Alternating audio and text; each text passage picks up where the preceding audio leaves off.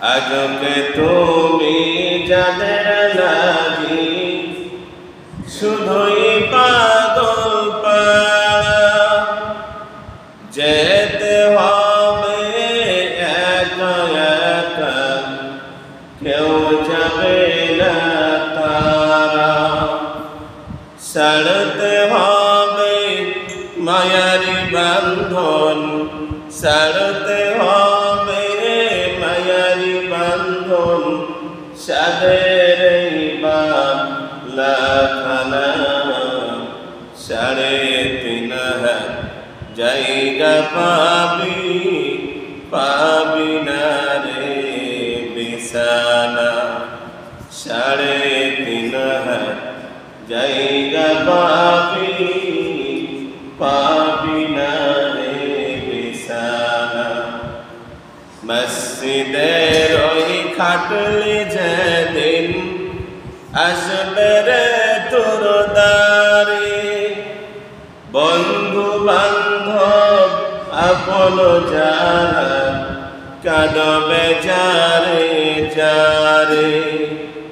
ক্ষমতার ওই দাপট দিয়ে, ক্ষমতার ওই দাপট দিয়ে টিকে থাকা যাবে না। 3.5 জায়গা পাবি, পাবি না রে বিছানা। 3.5 জায়গা পাবি, পাবি না রে বিছানা। মুআজ্জাজ মুহতারাম, আল্লাহ সুবহানাহু ওয়া তাআলার প্রিয় বান্দারা, আল্লাহ তাআলার কাছে শুকরিয়া জ্ঞাপন করছি যে আল্লাহ তাআলা আপনাকে আমাকে আসমানের নিচে জমিনের উপরে সর্বোত্তম জায়গা আল্লাহ সুবহানাহু ওয়া তাআলার ঘরে রবিউল সানি মাসের শেষ জুমায় সলাতুল জুমা আদায়ের লক্ষ্যে যে আল্লাহ তাআলা আপনাকে আমাকে আসার তৌফিক এনায়েত করেছেন, সেই রব্বুল আলামিনের দরবারে জানাই লাখ কোটি শুকর। সকলে পড়ি আলহামদুলিল্লাহ। সাথে সহস্র কোটি দুরুদ ও সালাম বর্ষিত হোক শাফিউল মুজনিবিন রাহমাতুল লিল আলামিন নবী মুহাম্মদুর রাসূলুল্লাহ, সকলে পড়ি সাল্লাল্লাহু আলাইহি ওয়াসাল্লাম। সম্মানিত আল্লাহ তাআলার প্রিয় বান্দারা, আমি আজকে যে আয়াতে কারিমা তেলাওয়াত করেছি সূরাতুল হজ আয়াত নং 78, এই আয়াতের মাধ্যমে আমরা সালাত প্রসঙ্গে আলোচনা করব, নামাজ বিষয়ে আলোচনা করব। এটা রবিউল সানি মাসের আজকে শেষ জুমা। এরপরে আমরা পাবো জামাদিউল উলা, জামাদিউল উখরা, রজব, শাবান, রমাদান। তাহলে সালাত প্রসঙ্গে আমরা লম্বা আলোচনা করব।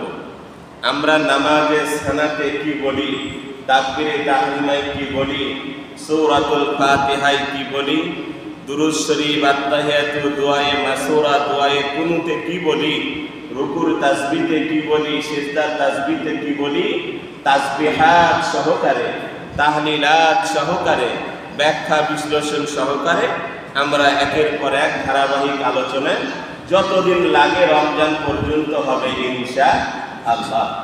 তো আল্লাহ সুবহানাহু ওয়া তাআলা কুরআনুল কারীমে সূরাতুল হজের ৭৮ নং আয়াতে কারিমায় ইরশাদ করেন, ফাআকিমুস সালাহ।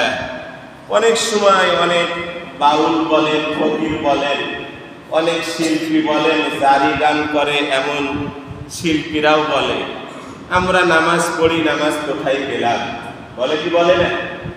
আল্লাহ তাআলা কুরআনুল কারীমে বলছেন ফাআকিমুস সালাত, ও আমার বান্দারা নামাজ কায়েম করো। কি করো? নামাজ কায়েম করো। এখন কায়েম শব্দটা কি? কায়েম শব্দটা হলো আকামা ইউকিমু। আপনারা ইংরেজি গ্রামার পড়েছেন, পজিটিভ ভার্ব, নন পজিটিভ ভার্ব। যারা শিক্ষিত ভাইরা আছেন, টিচার ভাইরা আছেন, তো আরবিতে কিছু ফ্রেল ভার্বকে বলা হয় আরবিতে ফ্রেল, ইংলিশে বলা হয় ভার্ব। আরবিতে ফেল দুই প্রকার, লাজিম, মুতাআদ্দি। একগুলো হলো একাই স্বয়ংসম্পূর্ণ, আর একগুলো একাই স্বয়ংসম্পূর্ণ না, এগুলোকে বলা হয় মুতাআদ্দি, গ্রামাটিক্যাল বিষয়। ইংরেজিতেও আছে পজিটিভ ভার্ব, নন পজিটিভ ভার্ব। তো এখানে আকামা নিজে শুধু পড়লে হবে না, নামাজকে প্রতিষ্ঠিত করতে হলে নিজে পড়তে হবে, নিজের ওয়াইফকে পড়াতে হবে, নিজের ছেলে মেয়েকে পড়াতে হবে, নিজের সমাজের লোক যেন পড়ে সেই মর্মে কাজ করতে হবে, নিজের উপজেলার লোক যেন পড়ে সেই মর্মে কাজ করতে হবে, নিজের দেশের লোক যেন পড়ে সেই মর্মে কাজ করতে হবে, সারা পৃথিবীর মানুষ যেন সালাত কায়েম করতে পারে, সালাতি হয়ে যায়, নামাজি হয়ে যায়। এই মর্মে কাজ করার নাম হলো আকামা ইউকিমু, কায়েম করা। কি করা? কায়েম করা। তাহলে নিজেও পড়তে হবে, আবার আপনার অধীনস্থ যারা আছে তাদেরকে আপনাকে পড়ানোর জন্য নসিহা করতে হবে, পড়ানোর জন্য উদ্বুদ্ধ করতে হবে। আজকে বড় আফসোস ও পরিতাপের বিষয়, আজকে সন্তানকে আপনি হাত ধরে ধরে দুনিয়া শিখান। যারা কৃষক ভাই আছে, হাত ধরে ধরে জমিতে নিয়ে যে কিভাবে আলকাম করতে হবে দেখায়, কিভাবে ধানের চারা গজাতে বুনতে হবে সেটা দেখায়, কিভাবে বিচন ফেলতে হবে সেটা দেখায়, কোন সময় কি বীজ দিতে হবে সেটা শেখায়, কখন ধান কাটতে হবে, পেঁয়াজ লাগাতে হবে, ওষুধ নিগরানি দিতে হবে, ছেলে মেয়ের হাত ধরে ধরে আল্লাহর বান্দারা শেখায়। কিন্তু বড় আফসোস, ওই বান্দাই আখিরাতের লাইনে ছেলেকে হাত ধরে ধরে মসজিদে নিয়ে আসতে কি বলেন পারে না। ওই ছেলেকে যেইভাবে দুনিয়ার লাইনে আপনি গাইড দিচ্ছেন, তদারকি করছেন, ঠিক একই ক্যাটাগরিতে আপনাকে আখিরাতের লাইনেও হাত ধরে ধরে আপনাকে আখিরাতটা শিখিয়ে দিতে হবে। পারবো তো ইনশাআল্লাহ? আমার অধীনস্থ যারা আছে, আমি পুরা দেশের মনে করেন লোক না, আমার পুরা দেশের লোক আমার কথা শুনবে না, তবে আমার অধীনস্থ যে কয়েকজন আছে তারা তো শুনবে, যাদেরকে আমরা প্রতিনিয়ত ইনকাম করে খাওয়াচ্ছি, পড়াচ্ছি, অসুখ হলে ট্রিটমেন্টের ব্যবস্থা করছি, তারা তো আমার আন্ডারে, তারা তো আমার কথা শুনতে বাধ্য। এই জন্য তাদেরকেও হাত ধরে ধরে কি বলেন সালাতে নিয়ে আসতে হবে। আল্লাহ রসুল ঠিক এই কথাই বলেছেন। 7 বছর হলে কি করতে হবে? ছেলে মেয়ের বিছানায় পৃথক। 7 বছর থেকে আলাদা করার সিস্টেম, 7 বছর হয়ে গেলে আলাদা করা শুরু করতে হবে। 10 বছর হয়ে গেলে পিতা মাতার সাথে ছেলে মেয়ের থাকার কোনো সুযোগ নাই। ঠিক সালাতের ক্ষেত্রে 7 বছর যখন, তখন থেকে ওই বাচ্চাকে, আপনার মেয়েকে, আপনার নাতনিকে, আপনার পুত্নীকে, আপনার ছেলেকে সালাতের বিষয়ে বলতে থাকেন আর হাত ধরে ধরে মসজিদে আনতে থাকেন। এরপরে আসবে, যাবে, ছাড়া হবে। 10 বছর হয়ে গেলে আর ছাড়ার কোনো সুযোগ, বরং হাদিসে মৃদ প্রহারের কথা এসেছে, অল্প করে মারারও কথা এসেছে, শাসনের কথা এসেছে। তাহলে দুনিয়ার লাইনে আজকে ছেলেকে দুনিয়া শিখাতে পারি, ব্যবসা শিখাতে পারি। আমরা যারা শিক্ষক মানুষ আছি, আপনার ছেলেকে যেন আপনার মতো শিক্ষক হতে পারে, বিসিএস ক্যাডার হতে পারে, বিশ্ববিখ্যাত একজন লেকচারার হতে পারে, প্রফেসর হতে পারে, তার জন্য কত মেহনত। হাত ধরে ধরে ঘুম থেকে তুলে ব্রাশ করিয়ে মুখ ধুয়ে কোচিংয়ে নিয়ে যাচ্ছেন, প্রাইভেটে নিয়ে যাচ্ছেন, আপনি স্কুলে নিয়ে যাচ্ছেন। যেইভাবে আপনার ছেলেটাকে আপনি দুনিয়ার লাইনে মেহনত করছেন, একইভাবে আল্লাহ বলছেন ফাকিমুস সালাত, ও বান্দা তোমার অধীনস্থ যারা আছে তাদেরকে একইভাবেই তুমি হাত ধরে ধরে ধরে আখিরাতের লাইনে শেখাও, তাহলেই সালাত কায়েম হওয়া সম্ভব। এই জন্য আমরা যারা নামাজি আছি, যখন নামাজে আসবো, আসার সময় বলতে বলতে আসবো, আবার যখন যাব, ভাই এই অক্তে তো গেলেন না, আগামী অক্ত থেকে পড়ার চেষ্টা করব। দাওয়াত আমাকে পৌঁছিয়ে দেওয়া, তার কান পর্যন্ত পৌঁছিয়ে দেওয়া। সে আমাকে কি বললো এটা আমার কানে না নেওয়া। কি বলেন? সে আমাকে অনেকে ভালো বলবে, অনেকে খারাপ বলবে, অনেকে গালিও দিতে পারে, অনেকে আপনাকে বিভিন্ন তুচ্ছ তাচ্ছিল্য করতে পারে। সেটা না, আপনার রব আপনাকে কি বলছে এই দিকে খেয়াল রাখা। পারবো তো ইনশাআল্লাহ? তাহলে নামাজ পড়ার সময় যখন আসবো ডেকে ডেকে আসবো। আবার যাওয়ার সময়ও কি এই অক্তে ভাই আসতে পারলেন না, আগামী অক্ত থেকে যেন মসজিদে আসতে পারেন, একটু চেষ্টা করেন, আমার দাওয়াত আমি পৌঁছিয়ে দিব। বাড়ি আলীকেও বলবো, দেখো এই অক্তে এতবার ডাকলাম পড়লা না, আগামী অক্ত থেকে কিন্তু পড়তে হবে। আমার অধীনস্থ যারা, তার ব্যাপারে আমি কঠোর হব। আমার অধীনস্থ না, আমার আয়ত্তের বাইরে, তাদেরকে আমরা দাওয়াত পৌঁছিয়ে দিব। পারবো তো ইনশাআল্লাহ? ফাআকিমুস সালাহ ওয়া আতুজ যাকাত। আল্লাহ বলছেন সালাত কায়েম করো, ওয়া আতুজ যাকাত, যাকাত প্রদান করো। যাকাত নিয়ে অন্য একদিন আলোচনা হবে। ওয়াতাসিমু বিল্লাহ, আল্লাহকে আঁকড়ে ধরো। কি বলেন? আল্লাহকে আঁকড়ে ধরো। আপনি যখন সামনের ধাপ ফেলছেন, মাথায় কাজ করতে হবে, আমি যে সামনের ধাপ ফেললাম, আমি যেই দিকে ধাপটা বাড়াচ্ছি, এই ব্যাপারে আল্লাহর হুকুম আছে না নেই? যদি থাকে ধাপ বাড়ানো, যদি না থাকে তাহলে কি করে নেওয়া? পিছন দিকে ফিরে আসা। আপনি কিছু ধরতে যাচ্ছেন, অমনি সঙ্গে সঙ্গে খেয়াল করা, আমি যেটা ধরছি এটা আমার আল্লাহর হুকুম আছে না নেই? যদি হুকুম থাকে ধরে নেওয়া, যদি হুকুম না থাকে ছেড়ে দেওয়া। এইভাবে করে করে প্রতিটা ক্ষেত্রে, প্রতিটা পদক্ষেপে তাকে স্মরণ করা। ওয়াতাসিমু বিল্লাহ, তাকে স্মরণ করব, আল্লাহকে স্মরণ করব। হুয়া মাওলাকুম, আমাদের অভিভাবককে। অনেক সময় আমরা বলি তানোরের অভিভাবকের সাথে আমি সেলফি তুললাম, বলি না? বিগত দিনে দেখেছি। শুনেন, সে ডানপন্থী রাজনীতিবিদ হোক কিংবা বামপন্থী রাজনীতিবিদ হোক, কেউ আমার অভিভাবক? বলেন, কেউ আমার অভিভাবক না।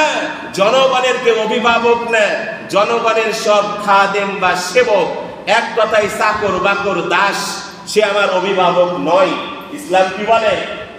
আল্লাহ রাসূল বলছেন, যে জনপ্রতিনিধি হলো সে সবচাইতে বড় কি হলো? খাদেম হলো, সেবক হলো, সে অভিভাবক না। অতএব ডানপন্থী যারা রাজনীতি করেন, যারা আল্লাহর হুকুম আর নবীর তরিকায় নিজের পরিবার চালাতে চান, দেশ চালাতে চান, সমাজ চালাতে চান, সারা পৃথিবী যেন চলে, এই মর্মে যারা কাজ করছেন, এরা ডানপন্থী। যারা মানব রচিত আইন যারা দেশে প্রতিষ্ঠা করতে চান, যারা বিদেশে প্রতিষ্ঠা করতে চান, সমাজে প্রতিষ্ঠা করতে চান, এরা বামপন্থী। বামপন্থী কেউ জান্নাতে যেতে পারবে না। সূরাতুল ওয়াকিয়া পড়ে দেখেন, বামপন্থীর কোনো স্থান জান্নাতে নেই, এরা সব জাহান্নামী। অতএব বামপন্থীর সাথে আমাদের কোনো সম্পর্ক? বলেন, সম্পর্ক? বাম হাতে আমলনামা দিলে কোথায় যাওয়া লাগবে? ও আল্লাহর বান্দারা একটু বলেন কোথায়? আর ডান হাতে আমলনামা দিলে জান্নাত। তাহলে আপনি ডান হাতে নেবেন না বাম হাতে নেবেন? তাহলে দুনিয়াতে আপনি ডানপন্থী ওয়ালাদের সাথে চলবেন না বামপন্থী ওয়ালাদের সাথে চলবেন? ডানপন্থী হতে হবে সর্বত্রে, সব ক্ষেত্রে ডানপন্থী হতে হবে। তো যে যেই পন্থের রাজনীতি করেন, কেউ আমার অভিভাবক নয়। অতএব তানোরের অভিভাবক, গুদাগাড়ির অভিভাবক, দেশের অভিভাবক কেউ হতে, বলেন হতে? সব দেশের খাদেম, সব দেশের সেবক, আর গ্রামের ভাষায় বললে বলতে পারি চাকর বাকর দাস, এরা কেউ অভিভাবক নয়। একজন মুসলমানের অভিভাবক একমাত্র কে? বলেন, একমাত্র কে? সূরাতুল হজ আয়াত ৭৮, হুজুরের কথা না আল্লাহর কথা? অনেক সময় মসজিদ থেকে বের হয়ে আবার হুজুরের সমালোচনা করেন। না ভাই না, এটা কার কথা? বলেন, কার কথা? হুয়া মাওলাকুম, আল্লাহ বলছেন, ও বান্দা, তোমার অভিভাবক কেউ নয়, দুনিয়ার কেউ তোমার অভিভাবক নেই। কারণ আপনার হায়াতের মালিক দুনিয়ার কেউ না, আপনার মৌতের মালিক দুনিয়ার কেউ না। প্রতিনিয়ত অক্সিজেন সাপ্লাই করে আপনাকে সুস্থ রেখেছে দুনিয়ার কেউ না। আপনি অসুস্থ হলে একই ওষুধ খেয়ে মানুষ মারা যাচ্ছে, আবার একই ওষুধ খেয়েই মানুষ সুস্থ হচ্ছে। ওই ওষুধও কিন্তু সুস্থতার মালিক না, ওই ওষুধও একজনের হুকুমে কাজ করে। তিনি কে? দেখেননি? দেখেননি? একই ডাক্তারের কাছেই ট্রিটমেন্ট নেয়, একই রকমই ওষুধ দিয়েছে, একই ফি, একই ডায়াগনস্টিক সেন্টার এসে কি করেছে? চেক আপ করেছে। ওখান থেকে ট্রিটমেন্ট নিয়ে আল্লাহর বান্দা দুনিয়া থেকে চলে যাচ্ছে, আর আরেকজন আল্লাহর বান্দা একই ওষুধ খেয়ে দুনিয়ায় বেঁচে থাকছে। কার ইশারায় হয়? বলেন, কার ইশারায় হয়? আল্লাহর। তাহলে অভিভাবক দুনিয়ার কেউ না আল্লাহ? বলেন, অভিভাবক দুনিয়ার কেউ না আল্লাহ? অতএব খবরদার এই কথা যেন মুখে না আসে তানোরের অভিভাবক, কলেজের অভিভাবক, দেশের অভিভাবক না, সবার অভিভাবক যিনি তিনি কে? আল্লাহ। এই কথা আপনি প্রতিদিন সূরা ফাতিহায় বলেন, আলহামদুলিল্লাহি রাব্বিল। নামাজের কেউ তো আলোচনা শুরু হচ্ছে, আজ থেকে প্রতিটা বিষয়ে আলোচনা হবে, প্রতিদিন বলেন। তো আল্লাহ এই কথা বলছেন, হুয়া মাওলাকুম, ও বান্দা তোমার অভিভাবক আমি আল্লাহ। ফানি'মাল মাওলা ওয়া নি'মান নাসির, অভিভাবক হিসাবে আমি আল্লাহ উত্তম, সাহায্যকারী হিসাবে আমি আল্লাহ, বলেন আমি আল্লাহ উত্তম। এবার আসেন তাহলে আমরা যেটা পেলাম এই আয়াতে, সালাত আদায় করা সুন্নত মুস্তাহাব না ফরজ? বলেন সুন্নত মুস্তাহাব না ফরজ? বরং ফরজ দুই প্রকার, ফরজে আইন, ফরজে কিফায়া। তো নামাজ আদায় করা ফরজে কিফায়া না ফরজে আইন? তো কেমন করে আপনি মিস করেন ও আল্লাহর বান্দা? কেমন করে আপনার ছেলেগুলো মিস করছে? কেমন করে আপনার ছেলের বউ নামাজ না পড়ে একই সংসারে খাচ্ছে? কেমন করে আপনার ওয়াইফ নামাজ না পড়ে আপনি তাকে খাওয়াচ্ছেন? একটু ভেবে দেখা দরকার। যে ফরজে আইন মিস করছে সে তো জাহান্নামের পথিক হয়ে যাচ্ছে, জাহান্নামের পথে চলছে। ওই ব্যক্তিকে কি আমি জান্নাতের পথে আনবো না? কি বলেন, আনতে হবে কি হবে না? অতএব আমার অধীনস্থ যত মানুষ থাকবে তাদেরকে নামাজি বানানো, এটা আল্লাহ আপনাকে আমাকে দায়িত্ব দিয়ে দিয়েছে। সুবহানাল্লাহ। এবার আসেন, নবীজিও হাদিসের মধ্যে বলেছেন, ক্বালা রাসূলুল্লাহি সাল্লাল্লাহু আলাইহি ওয়াসাল্লাম, বুনিয়াল ইসলামু আলা খামসিন, শাহাদাতি আল্লা ইলাহা ইল্লাল্লাহ ওয়া আন্না মুহাম্মাদার রাসূলুল্লাহ ওয়া ইকামিস সালাতি ওয়া ইতাইস যাকাতি ওয়াল হাজ্জি ওয়া সাওমি রমাদান, রাওয়াহুল মুসলিম। এই হাদিসের মধ্যে নবীজি বলেছেন, আমরা যে বিষয়টা নিয়েছি সেই শব্দটা নিব, ওয়া ইকামিস সালাত। পাঁচটা ফরজের মধ্যে, পাঁচটা স্তম্ভের ভিতরে, ভিত্তির মধ্যে একটা কি? ঈমানের পরে যার স্থান সেটা কি? সালাত বা নামাজ। এবার আসেন সম্মানিত আল্লাহর প্রিয় বান্দারা, কেউ প্রশ্ন করতে পারে, আমি যদি সালাতি হই, আমি যদি নামাজি হই, আমি যদি নামাজ পড়ি আমার কি লাভ হবে? আল্লাহ রাব্বুল আলামিন কুরআনুল কারীমে বলেন, বান্দা উতলু মা উহিয়া ইলাইকা মিনাল কিতাবি ওয়া আকিমিস সালাতা ইন্নাস সালাতা তানহা আনিল ফাহশাই ওয়াল মুনকার ওয়ালাযিকরুল্লাহি আকবার ওয়াল্লাহু ইয়ালামু মা তাসনাউন। আল্লাহ রাব্বুল আলামিন বলেন, বান্দা তুমি যদি নামাজি হয়ে যাও, তুমি যদি সালাতি হয়ে যাও, আল্লাহ বলেন যারা সালাতি বান্দা হবে, নামাজি বান্দা হবে, ইন্নাস সালাতা তানহা আনিল ফাহশা, অবশ্যই একজন নামাজি মানুষ কোনো অপরাধমূলক কোনো জঘন্য কাজ করতে পারে না, ওয়াল মুনকার, শরীয়তের নিষিদ্ধ কোনো কাজ একজন নামাজি ব্যক্তি করতে পারে না। এরপরে আল্লাহ বললেন, ওয়ালা যিকরুল্লাহি আকবার। আল্লাহ রাব্বুল আলামিন বলেন, ও বান্দা, আসমানের নিচে জমিনের উপরে সবচাইতে বেশি যারা আমি আল্লাহকে স্মরণ করে তারা নামাজি। সুবহানাল্লাহ। এখন প্রশ্ন করতে পারেন, কিভাবে নামাজিরা আল্লাহকে সবচাইতে বেশি স্মরণ করে? আল্লাহ রাব্বুল আলামিন বলেন, বান্দা তুমি যখন যাই নামাজে দাঁড়িয়ে গেলা, বলেন তো আমরা কি বলি? আল্লাহু আকবার বলি কি বলি না? তাকবীরে তাহরিমা যখন বলল কাকে স্মরণ করে? আল্লাহু আকবার। দুনিয়ার কেউ বড় না, যিনি বড় তিনি কে? আকবার সুপারলেটিভ ডিগ্রি, ইসমে তাফজিলের সিগা, দুনিয়ার কেউ বড় না। আমার কাছে যিনি সবচাইতে বড় তিনি হলেন আমার আল্লাহ। একজন মানুষ যখন নামাজে দাঁড়িয়ে গেল, সর্বপ্রথম কাকে স্মরণ করল? বলেন কাকে? আল্লাহু আকবার বলে আল্লাহকে স্মরণ করলো। এরপরে বলেন তাকবীরে তাহরিমার উপরে সানা পড়তে হয় কি হয় না? সুবহানাকাল্লাহুম্মা ওয়া বিহামদিকা ওয়া তাবারাকা ইসমুকা ওয়া তাআলা জাদ্দুকা ওয়া লা ইলাহা গায়রুক। আল্লাহর বান্দা কার প্রশংসা করলো বলেন তো? তাহলে নাম্বার 2, আল্লাহর বান্দা নামাজে দাঁড়িয়ে প্রথমে আল্লাহকে স্মরণ করে আবার প্রশংসা করলো কার? দুনিয়ার কোন নেতা নেত্রী দলের প্রশংসা করে নাই। আল্লাহর বান্দা নামাজে দাঁড়িয়ে যার প্রশংসা করেছেন তিনি কে? এরপরে আল্লাহর বান্দা কি পড়ে? আউযু বিল্লাহি মিনাশ। বলেন কার কাছে আল্লাহর বান্দা আশ্রয় চাই? বলেন কার কাছে? দুনিয়ার কারো কাছে না, যার কাছে আশ্রয় চাই তিনি আমার রব আল্লাহ। এরপরে বিসমিল্লাহির রহমানির রহিম বলল। বলেন তো কার নামে বান্দা শুরু করলো? তাহলে প্রতিটা ক্ষেত্রে বান্দা কাকে স্মরণ করছে? এরপরে আল্লাহর বান্দা যখন সূরাতুল ফাতিহা শুরু করে দিল, আলহামদুলিল্লাহি রাব্বিল আলামিন। বলেন তো জগৎ সমূহের মালিক কে? দুনিয়ার জগতের মালিক কে? রূহের জগতের মালিক কে?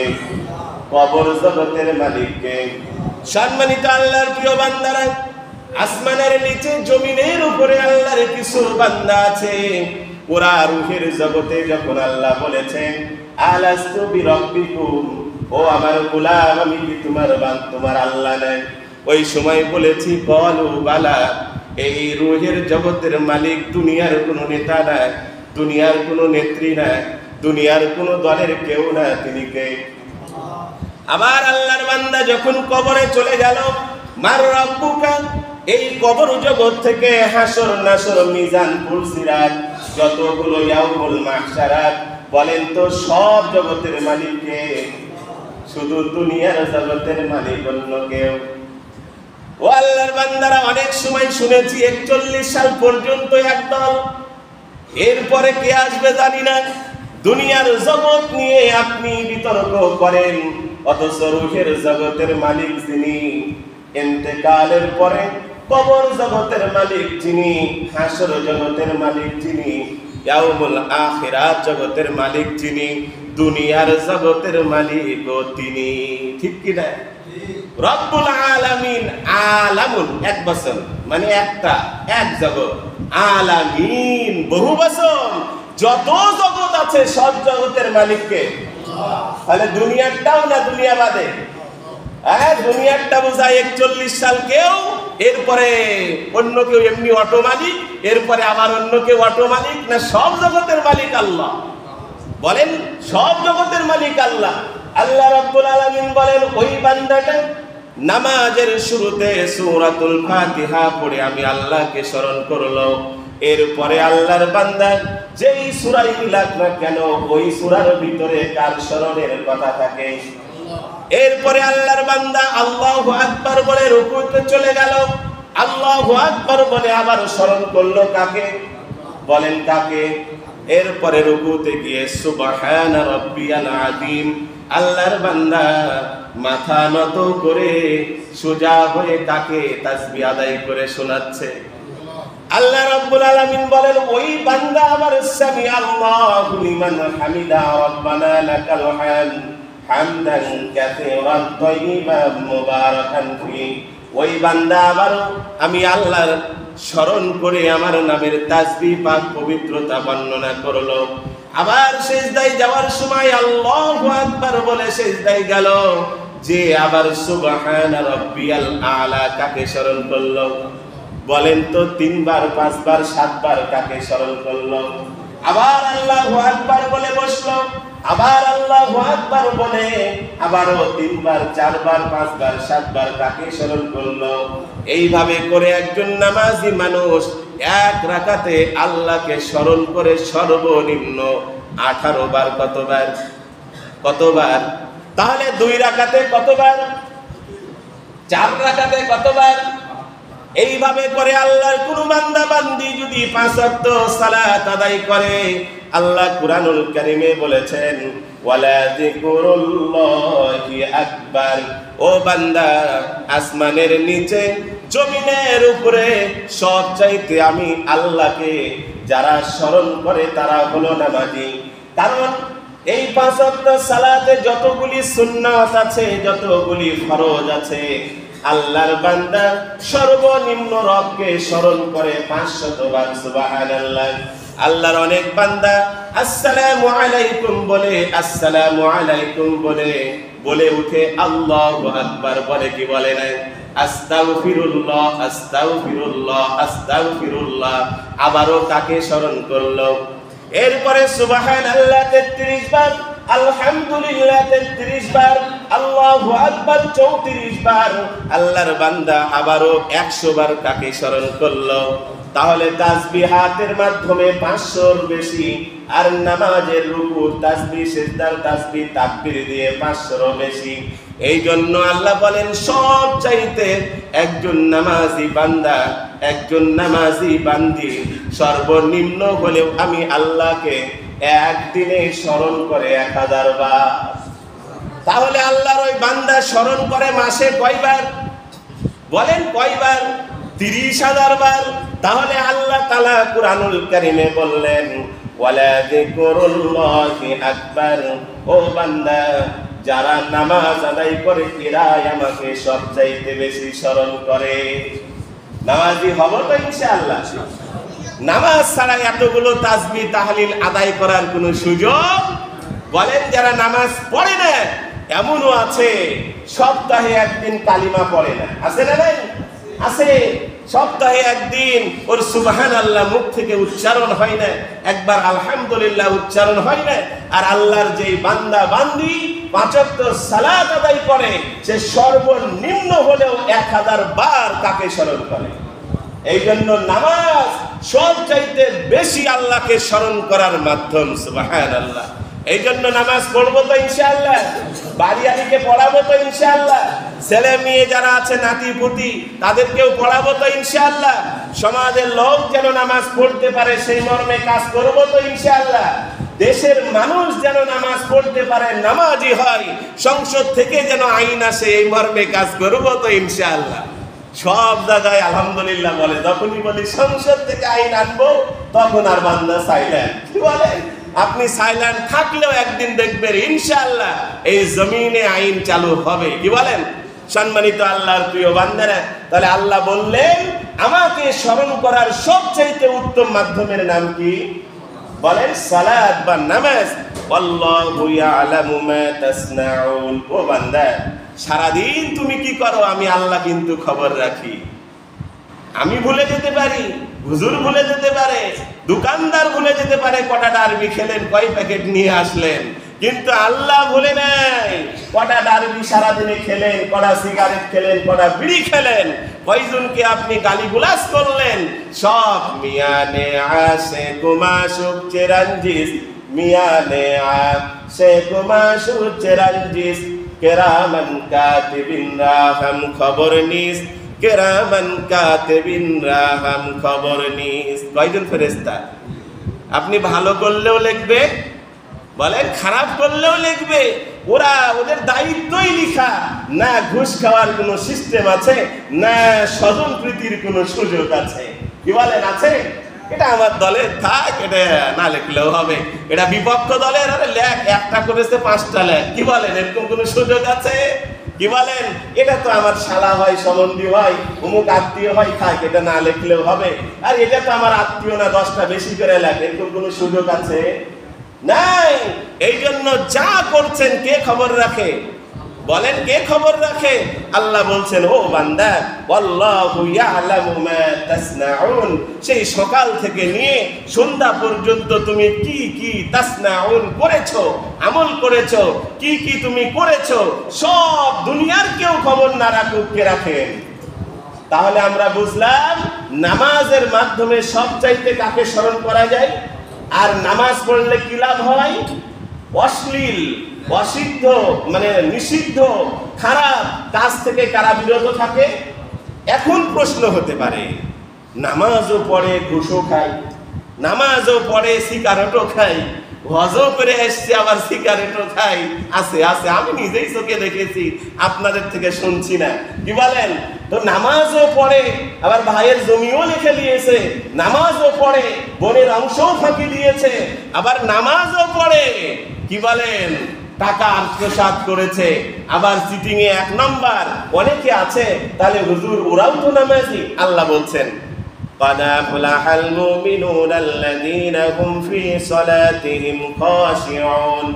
সবার নামাজ অশ্লীল, অনর্থক, অযথা গুনাহের কাজ থেকে বাঁচাতে পারবে না।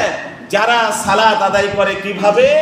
আল্লাযীনা হুম ফি সলাতিহিম খাশিউন, যারা ভয় নিয়ে, ভীতি নিয়ে, আল্লাহ ভীতি নিয়ে সালাত আদায় করে, এরাই একমাত্র অশ্লীল, অনর্থক, নিষিদ্ধ গুনাহের কাজ থেকে বেঁচে যাবে। সুবহানাল্লাহ। নামাজি তো অনেকে, কি বলেন? নামাজি তো অনেকেই, কিন্তু রুকুর তাসবিহ একটু বেশি হলে বাইরে যে আলোচনা করে না? একটু কেরাত বড় হলে বাইরে যে আলোচনা করে না?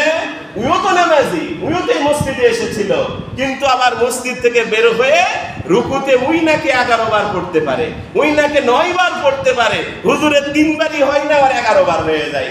আবার একটু বের হয়ে বলে এত বড় কেউ কোনোদিন কেরাত ধরে? মানুষের পেশাব পায়খানা থাকে, এই সাথে ওই থাকে, প্রয়োজন থাকে, ব্যবসা বাণিজ্য আছে, কাস্টমার আছে, বলে কি বলে না? তো উইও তো নামাজি। সব নামাজি অশ্লীল, অনর্থক এবং গুনাহের কাজ থেকে বিরত থাকতে পারবে না। আল্লাহ বলছেন তারাই বিরত থাকতে পারবে আল্লাযীনা হুম ফি সলাতিহিম খাশিউন। কবার তাসবিহ হলো এটা তো বিষয় না। আপনি দাঁড়িয়েছেন কার সামনে? বলেন, আপনি হাজিরা দিতে এসেছেন কার কাছে? আল্লাহর কাছে। আপনার তো আল্লাহর ভয়ে বিধ্বস্ত আপনি।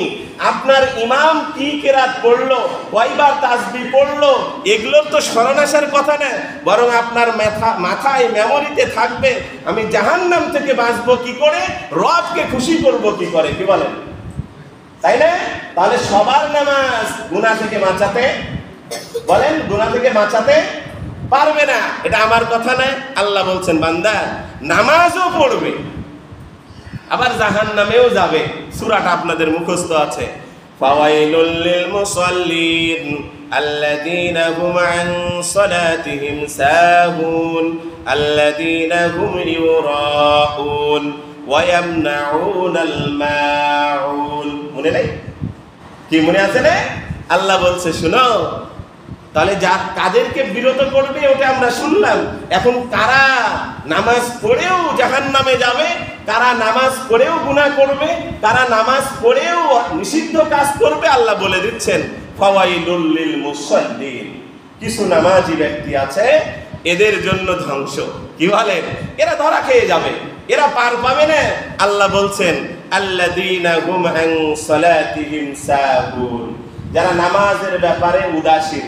নামাজ পড়ছে কখনো এক পায়ে ভর দিয়ে, কখনো 2 পায়ে ভর দিয়ে, কখনো নামাজ পড়তে পড়তে দাড়ি চুলকাচ্ছে, কখনো টুপি ঠিক করছে, কখনো পাঞ্জাবি ঠিক করছে। কি বলেন? আছে না নাই? কখনো মোবাইল বাজতেছে, ওই আবার দেখছে কে, এরপরে বন্ধ করে আবার পকেটে থুচ্ছে। আছে না নাই? ও আল্লাহর বান্দারা, আছে না নাই? তো ইও তো নামাজি, ইও তো নামাজ পড়তে এসেছিল, যাওয়ার সময় ভুলে অন্য স্যান্ডেল নিয়ে চলে যায়। পৃথিবীতে এমন একটা ভুল যেটা মানুষ করে, নামাজ পড়ে যাওয়ার সময় ভালো স্যান্ডেল নিয়ে যায় আর খারাপ না। আল্লাহর কোন বান্দাকে ভুল করতে দেখলাম না নতুন জোড়া থুইয়া খারাপ জোড়া নিয়ে যেতে। কি বলেন? যে নতুন জোড়া কালকে কিনেছে, আজকে থুইয়া গেল, খারাপ জোড়া পায়ে দিয়ে চলে গেল। এরকম আল্লাহর বান্দাকে এ পর্যন্ত পাইলাম না। খালি ঘুরে ঘুরে পাওয়া যায়, ওর খারাপটাই থেকে যায়, ভালোটাই নিয়ে চলে যায়। এটাই নাকি আর বারবার ভুল হয়। আছে না নাই? তুইও তো নামাজি। কি বলেন? ও আল্লাহর বান্দারা, বাজার মসজিদ থেকে মাঝে মধ্যে জুতা আপনারা নিজের মুঠে করে নিয়ে চলে যাচ্ছেন 2-1 জন। খবরদার, এই কাজ করা যাবে না ভাই। মানুষের দিলে কষ্ট দেওয়া যাবে না, মানুষকে কষ্ট দেওয়া যাবে না, চুরি করা যাবে না। এটাও মহা পাপ, এটা অনেক বড় অন্যায়। এটা এলাকার জন্য একটা বদনামের ব্যাপার, বাজার মসজিদের জন্য একটা বদনামের ব্যাপার। কি বলেন? এবং আমাদেরকেও সতর্ক থাকতে হবে। আল্লাহর কোন বান্দারা বারবার ভুল করছে, একে ধরে উত্তম মাধ্যম দিয়ে আমরা আইনি ব্যবস্থায় তাদেরকে সুপর্দ করে দিব। কি বলেন?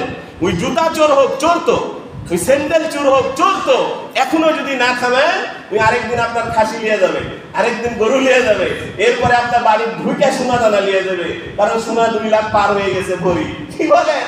এমন হতে পারে।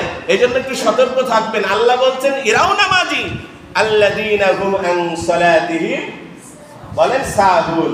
জোহর পড়তে পড়তে আসর, ওই যে দোকানদারি করছে, এই যাচ্ছি এখনো, এই যাচ্ছি আসর হয়ে গেছে। হয় কি হয় না? আপনার বাড়িয়ালি এই পড়ছি করতে করতেই আসর, আবার আসর পড়ছি করতে করতেই মাগরিব, আর মাগরিব পড়ছি করতে করতে এশা। এই জন্য ওয়াক্তের ব্যাপারে সতর্ক থাকতে হবে। আর নামাজে যখন দাঁড়িয়ে গেলাম তখন খুবই সতর্ক থাকতে হবে। নাম্বার 2, আল্লাযীনা হুম ইউরাউন, দেখানোর জন্য। কি বলেন? নাতিপুতি হয়ে গেছে, সবাই নামাজ পড়ছে, আমিও যাই, সবাই মাগরিবে আসে তাই আমিও আসে। কি বলেন? চা খাইতে এসছে যাদের সাথে, ওরা সবাই নামাজে এসছে, উনিও এসছে। কি বলেন? রমজানে সবাই নামাজ পড়ে, আল্লাহর বান্দাও পড়ে। দেখা দেখি, কি বলেন? দেখা দেখি নামাজ পড়ে আল্লাহর বান্দার নাজাতের কোনো ফায়সালা হবে না। নাম্বার 3, ওয়ায়ামনাউনাল মাউন, নামাজও পড়ে আবার প্রয়োজনীয় জিনিস আল্লাহর বান্দা দেয় না। আছে না নাই? আছে না নাই? ভাই আমার কুদালটা তো একটু সমস্যা গো ভাই, তোমার কুদালটা দাও, একটু আলকাম করে আসি। নাই আমারটাও নষ্ট। কি বলেন? আলু লাগানোর সময়, ভাই আমার কুদালটা একটু সমস্যা, তোমারটা দাও, যাই একটু আলু ডাঁড়াটা ধরে আসি। না আমারটা দেওয়া যাবে না। প্রয়োজনীয় জিনিস যারা দিতে অস্বীকার করে প্রতিবেশীকে, কি বলেন? লবণ একটু শর্ট পড়েছে, নিতে গেছে, না লবণ দেওয়া যাবে না, আমারই নাই, বলে। কি বলে না? এই জন্য নামাজও পড়ে, অথচ আরেক মুসলিম ভাইয়ের হকের ব্যাপারে কি রাখে না খবর। প্রয়োজনীয় জিনিস দেওয়া থেকে অস্বীকার করে, নামাজের ব্যাপারে উদাসীন থাকে, আর মানুষকে দেখানোর জন্য সালাত বা নামাজ পড়ে। এরা নামাজ পড়েও কোথায় যাবে? তাহলে আজকের আলোচনা এখানেই শেষ। প্রথমে নামাজ কার হুকুম বলেন? ঠিক একইভাবেই নবীজিও বলেছেন নামাজের ব্যাপারে, তাই না? আমরা এরপরে শুনলাম নামাজ পড়লে আমাদের লাভ কি, এরপরে আমরা শুনলাম নামাজ পড়লে লাভ কি, শোনার পরে শুনলাম কি কাদের নামাজ আল্লাহ কবুল করবে, কাদের নামাজ কবুল করবে না। আগামী জুমায় এর পর থেকে আলোচনা হবে। আল্লাহ আপনাকে, আমাকে, সবাইকে এবং আপনার আমার অধীনস্থ যারা আছে সবাইকে যেন, এবং যারা অধীনস্থ নেই তাদের পর্যন্তও যেন নামাজের ব্যাপারে, সালাতের ব্যাপারে দাওয়াত পৌঁছিয়ে দিতে পারি। সেই ঈমান, সেই তৌফিক, সেই ঈমানি পাওয়ার, নূর, জজবা আমাকে সবাইকে আল্লাহ দান করুক। সকলে বলি আমিন। যারা পরে এসেছি সুন্নাত আদায় করে নিই।